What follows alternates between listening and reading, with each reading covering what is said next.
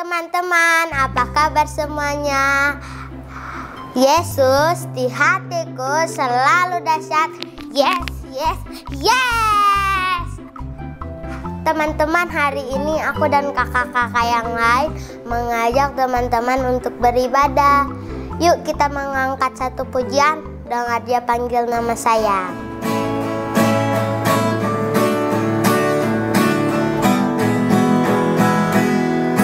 Dengar Dia panggil nama saya, dengar Dia panggil namamu,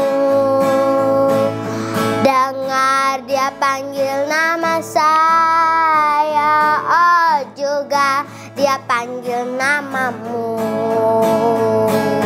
Oh giranglah, haleluya, oh giranglah, puji Tuhan, Yesus amat cinta pada saya.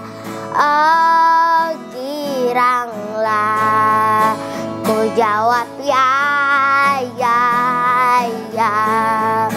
Ku jawab ya, ya, ya.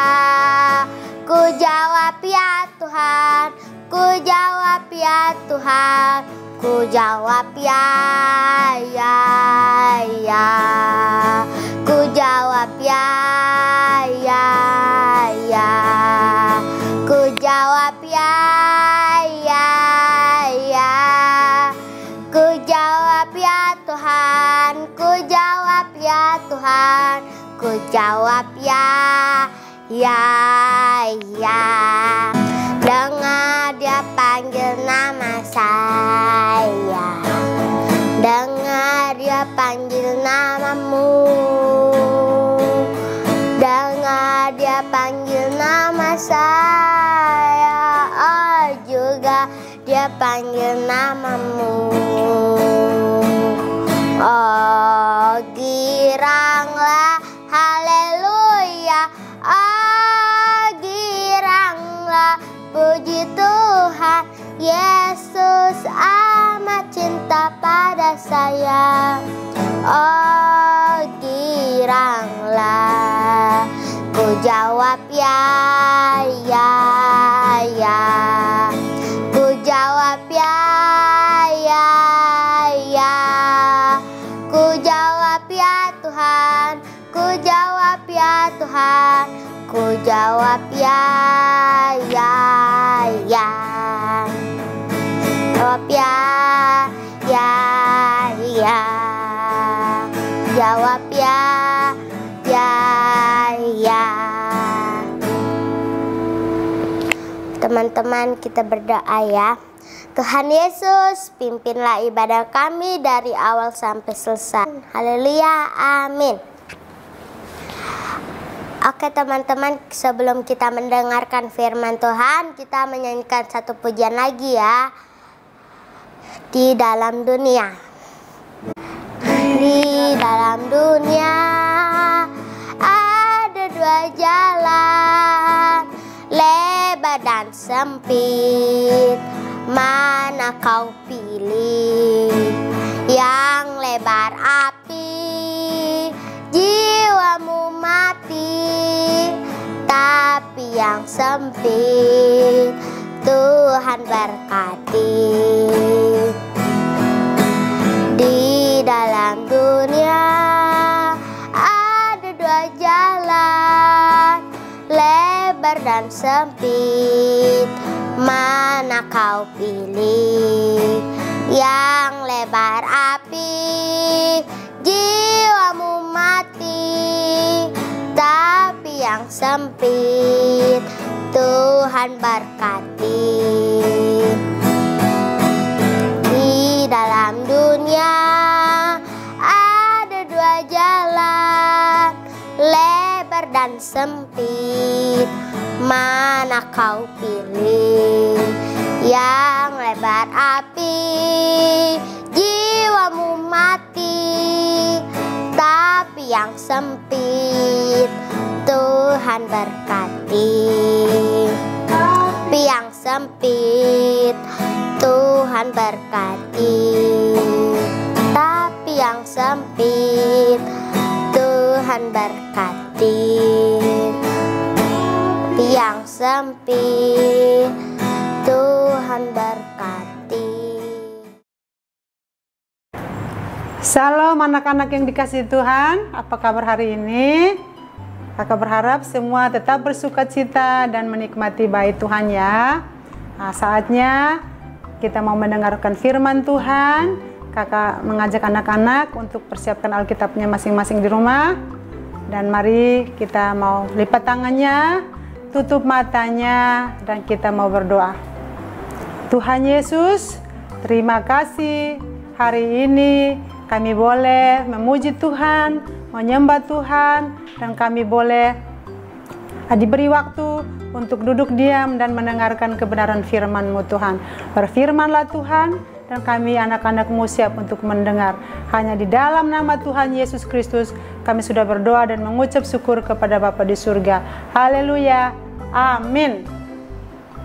Ya anak-anak, kita buka Alkitab kita di dalam kitab Mika, pasal yang pertama, ayat 1 sampai ayat yang kelima. Oke, kalau sudah kakak membacakannya. Demikian firman Tuhan. Firman Tuhan yang datang kepada Mika, orang Moresyet pada zaman Yotam, Ahaz dan Hizkia, raja-raja Yehuda, yakni berkenaan dengan yang dilihatnya tentang Samaria dan Yerusalem. Dengarlah hai bangsa-bangsa sekalian, perhatikanlah hai bumi serta isinya, biarlah Tuhan Allah menjadi saksi terhadap kamu, yakni Tuhan dari bait-Nya yang kudus. Sebab sesungguhnya Tuhan keluar dari tempatnya dan turun berjejak di atas bukit-bukit bumi. Luluhlah gunung-gunung di bawah kakinya, dan lembah-lembah terbelah seperti lilin di depan api, seperti air tercurah di penurunan. Semuanya ini terjadi karena pelanggaran Yakub dan karena dosa kaum Israel. Pelanggaran Yakub itu apa? Bukankah itu Samaria? Dosa kaum Yehuda itu apa? Bukankah itu Yerusalem? Demikian pembacaan firman Tuhan. Dan renungan kita pagi hari ini, kita mau belajar tentang bagaimana Nabi Mika boleh dipakai Tuhan untuk menghadirkan gambaran yang benar tentang siapa itu Allah sebagai Allah yang maha kuasa, yang maha benar, yang maha tahu, yang membenci dosa. Nah, anak-anak yang dikasihi Tuhan, namun walaupun Allah itu membenci dosa, tetapi kita melihat bahwa Tuhan mengasihi orang yang berdosa. Nah, di sini Nabi Mika juga menggambarkan bagaimana Allah akan menghakimi Israel, Yehuda, dan seluruh bumi.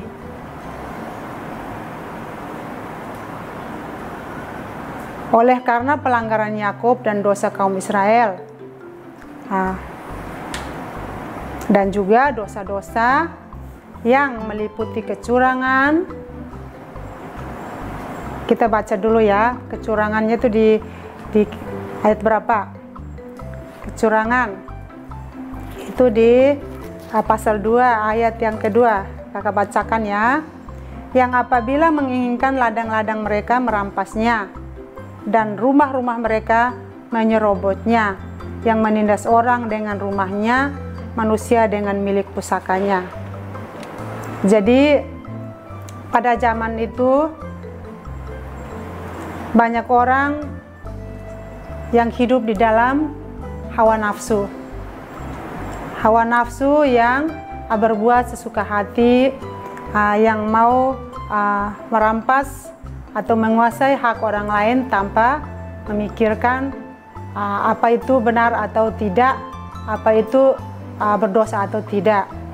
Jadi anak-anak, selain kecurangan, ada mencuri, ada ketamakan, ada pesta pora, ada penindasan, ada kemunafikan, ada praktek klinik, ada ketidakadilan, kekerasan dan kebohongan, pembunuhan, dan pelanggaran-pelanggaran lainnya.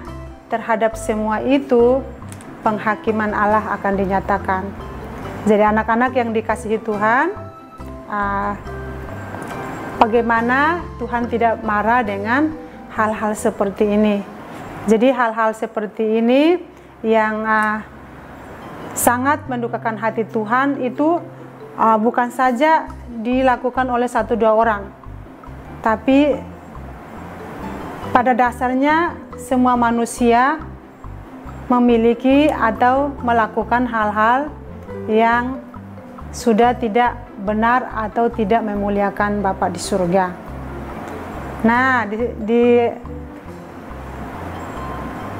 selanjutnya dikatakan bahwa ada kesalahan juga adik-adik di bidang agama. Wah, di bidang agama itu masalah hal-hal yang berhubungan dengan iman kita kepada Tuhan. Tetapi terutama di bidang kesusilaan atau moral atau karakter. Nah, Nabi Mika juga mengecam orang-orang yang kaya, yang hidup dari lintah darat, hidup egois, hidup serakah. Keluarga mereka pecah belah. Para imam dan nabi yang serakah, dan para hakim yang korupsi. Nah, kelakuan-kelakuan mereka bertentangan dengan tuntutan Tuhan yang menghendaki supaya manusia itu berlaku adil dan benar, serta mencintai kesetiaan dan hidup dengan rendah hati di hadapan Allah. Nah, kakak mau bacakan ayatnya dulu di pasal yang ke-6 ayat yang ke-8. Hai manusia, telah diberitahukan kepadamu apa yang baik, dan apakah yang dituntut Tuhan daripadamu selain berlaku adil, mencintai kesetiaan, dan hidup dengan rendah hati di hadapan Allahmu. Kakak ulang sekali lagi. Hai manusia, telah diberitahukan kepadamu apa yang baik, dan apakah yang dituntut Tuhan daripadamu selain berlaku adil, mencintai kesetiaan, dan hidup dengan rendah hati di hadapan Allahmu. Ya, jadi firman Tuhan berkata bahwa hal-hal yang baik itu sudah disampaikan atau sudah diberitakan oleh hamba-hamba Tuhan. Nah, kita harus tahu hal-hal apa yang akan Tuhan tuntut dalam hidup kita. Tuhan ingin kita hidup di dalam kasih, bahkan hidup di dalam hati yang bersih, yang berkenan kepada Tuhan. Karena itu Tuhan ingin agar ibadah kita atau ibadah yang kita naikkan kepada Tuhan itu kita harus wujudkan atau kita harus nyatakan dengan hidup adil. Tuhan ingin kita hidup adil, kita hidup setia, kita hidup penuh kasih terhadap sesama. Nah, ayat ini juga Tuhan ingin supaya tuntutan-tuntutan para nabi di bidang kehidupan spiritual dan terutama mengingatkan ajaran Nabi Hosea. Jadi firman Tuhan ingin supaya hal-hal yang berhubungan dengan hati yang mengasihi Tuhan, yang menyembah, bahkan berhubungan dengan Tuhan itu harus benar-benar dilakukan dengan baik dan berkenan kepada Tuhan. Kenapa adik-adik? Karena dosa umatnya atau dosa semua orang Jadi pada akhirnya kita lihat bahwa Tuhan akan datang dan menghakimi serta menghukum umatnya. Bahkan orang Samaria akan musnah. Kakak bacain ayatnya dulu ya. Di ayat yang ke-6 dan ayat 7, pasal 1-nya. Sebab itu aku akan membuat Samaria menjadi timbunan puing di padang, menjadi tempat penanaman pohon anggur. Aku akan menggulingkan batu-batunya ke dalam lembah dan akan menyingkapkan dasar-dasarnya. Segala patungnya akan dirembukan, segala upah sundalnya akan dibakar, dan segala berhalanya akan dihancurkan. Sebab dari upah sundal dikumpulkan semuanya itu dan akan kembali menjadi upah sundal. Jadi anak-anak, kalau Tuhan sudah marah, semua kesombongan, semua kehebatan manusia yang dianggap lebih kuat, lebih jago daripada Tuhan di sini firman Tuhan bilang akan kuhancurkan. Kenapa Tuhan mau hancurkan? Supaya manusia itu tidak menggantungkan hidupnya atau fokus dengan hal-hal yang menyesatkan atau membawa kehidupan manusia itu di dalam kejahatan, di dalam hidup yang sudah semakin jauh dan menyakitkan hati Tuhan, yaitu menyembah berhala, sepertinya di awal dikatakan curang, mencuri, ketamakan, kebohongan, kekerasan, dan lain sebagainya, bahkan membunuh, bahkan banyak sekali hal-hal yang sangat menyakitkan hati Tuhan, dan Tuhan tidak menginginkan itu. Jadi kota-kota yang hancur termasuk kota Yeriko itu Tuhan bilang akan menjadi timbunan puing. Nah, di tengah-tengah situasi tersebut, Nabi Mika juga memberikan harapan dan penghiburan oleh karena kasih Allah terhadap umatnya. Jadi di tengah-tengah rencana Tuhan yang ingin menghancurkan, bahkan menghukum dan memusnahkan semua tindakan-tindakan yang sudah mendukakan hati Tuhan, di sini Nabi Mika memberikan penghiburan bahwa Tuhan masih mau mengasihi dan mengampuni mereka. Akan tetapi apakah mereka menyadari perbuatan-perbuatan mereka itu dan mau berbalik kepada Tuhan atau tidak? Jadi kebenaran yang Nabi Mika hendak beritakan adalah bahwa penghakiman itu akan diberikan hanya bila manusia tidak mau bertobat. Ya, seperti tadi bahwa Tuhan mau mengasihi dan mengampuni orang-orang yang jahat, yang berdosa, yang hidupnya sudah semakin tidak memuliakan Tuhan lagi. Tetapi Tuhan, firman Tuhan Nabi Mika memberikan harapan bahwa Tuhan akan mengasihi dan memberikan pengampunan asalkan manusia mau bertobat atau tidak. Nah, namun demikian jika ada sekelompok kecil yang setia mengikuti Dia, Allah juga akan setia dengan janjinya.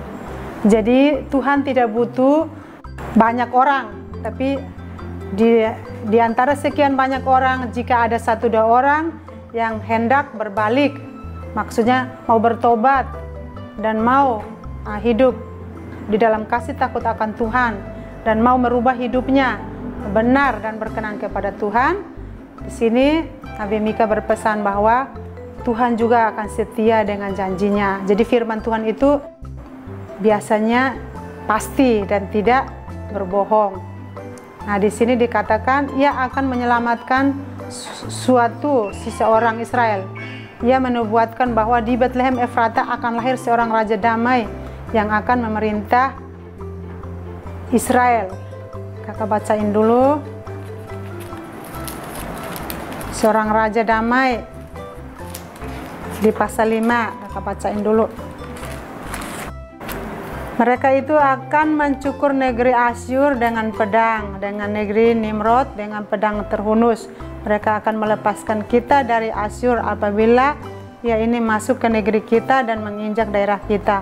Maka sisa-sisa Yakub akan ada di tengah-tengah banyak bangsa seperti embun daripada Tuhan, seperti dirus hujan ke atas tumbuh-tumbuhan yang tidak menanti-nantikan orang dan tidak mengharap-harapkan anak manusia.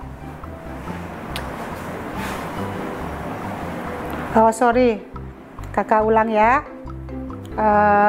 Di Mika pasal 5 tadi ayat 1. Tetapi engkau, hai Betlehem Efrata, hai yang terkecil di antara kaum Yehuda, daripadamu akan bangkit bagiku seorang yang akan memerintah Israel, yang permulaannya sudah sejak purbakala, sejak dahulu kala.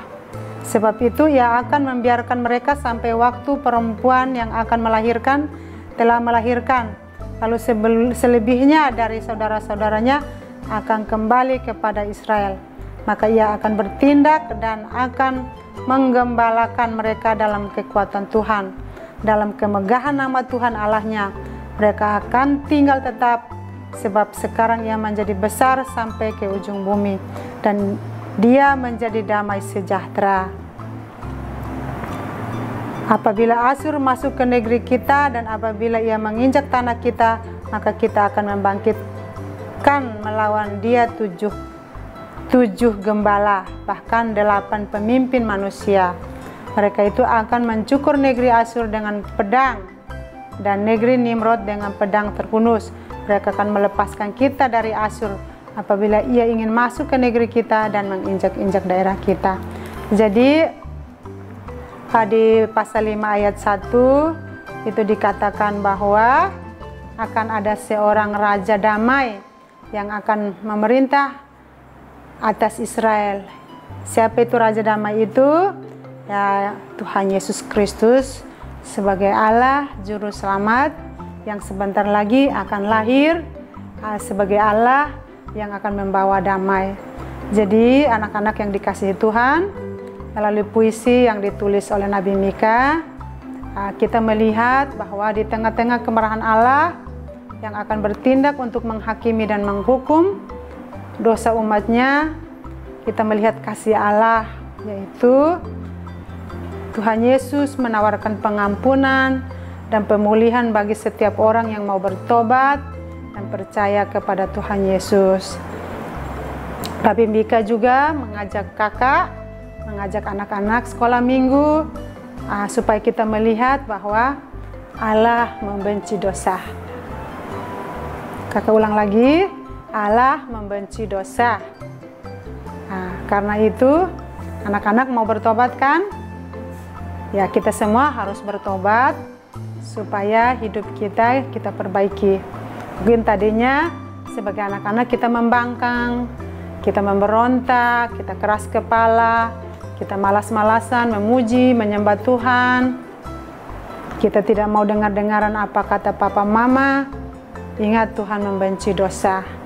Hari ini kita mau belajar, kita mau berbalik dari segala dosa-dosa kita, supaya kita diberi pengampunan dan kasih Tuhan nyata atas kita, supaya kita lebih hari semua perbuatan-perbuatan kita yang jahat dikuduskan Tuhan, dan kita berubah menjadi anak yang manis dan berkenan kepada Tuhan. Kita diberi kesempatan untuk bertobat dan kita diberi kesempatan untuk taat melakukan kehendak-Nya.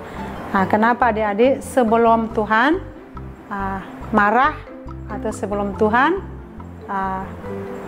memberikan penghakiman itu. Karena itu marilah kita jangan sia-siakan kesempatan ini. Apalagi di masa-masa pandemi ini, masa-masa virus corona ini, kita tidak tahu kenapa kita semua harus dirumahkan. Waktunya begitu lama, dari bulan Maret sampai hari ini. Lama nggak adik-adik?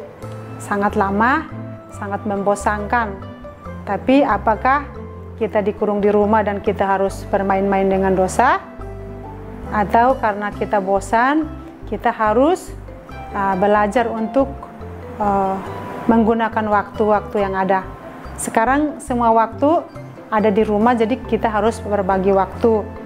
Ada waktu untuk membaca, merenungkan firman Tuhan, berdoa, ada waktu untuk kita belajar online, ada waktunya kita harus melakukan kebenaran firman Tuhan. Jadi jangan kita sia-siakan kesempatan yang baik dan kita dihukum Tuhan. Tetapi biarlah dengan kesempatan yang baik ini kita mau lebih hari, lebih hidup, manis dan berkenan kepada Tuhan.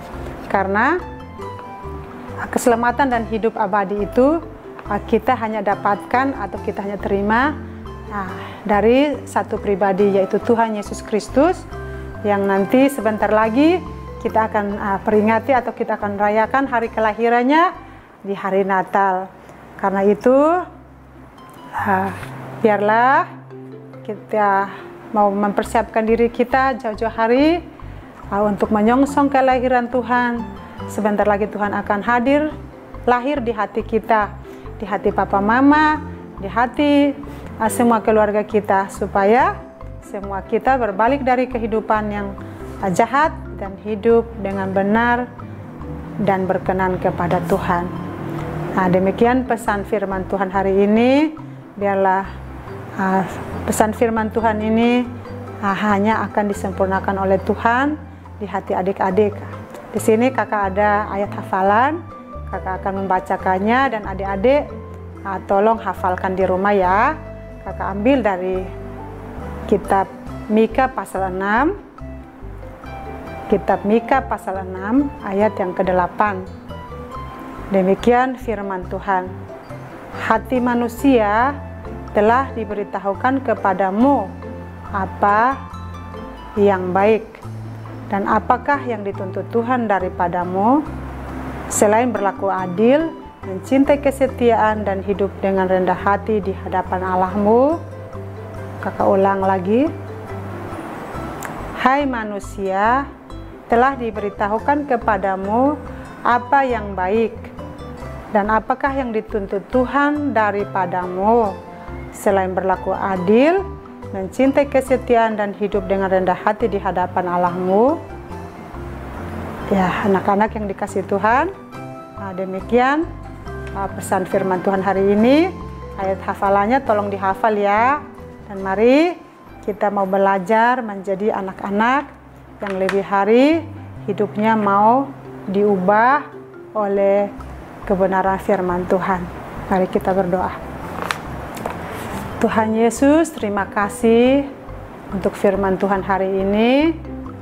Kami sudah belajar dan banyak kekurangan, tapi kami percaya Roh Kudus yang akan memurnikan firman itu di dalam hati kami, sehingga di dalam keterbatasan kami, Tuhan menolong kami supaya kami berbalik dari segala kehidupan kami yang jahat, baik kami lakukan terhadap teman-teman, papa mama, sesama kami, terlebih kepada Tuhan.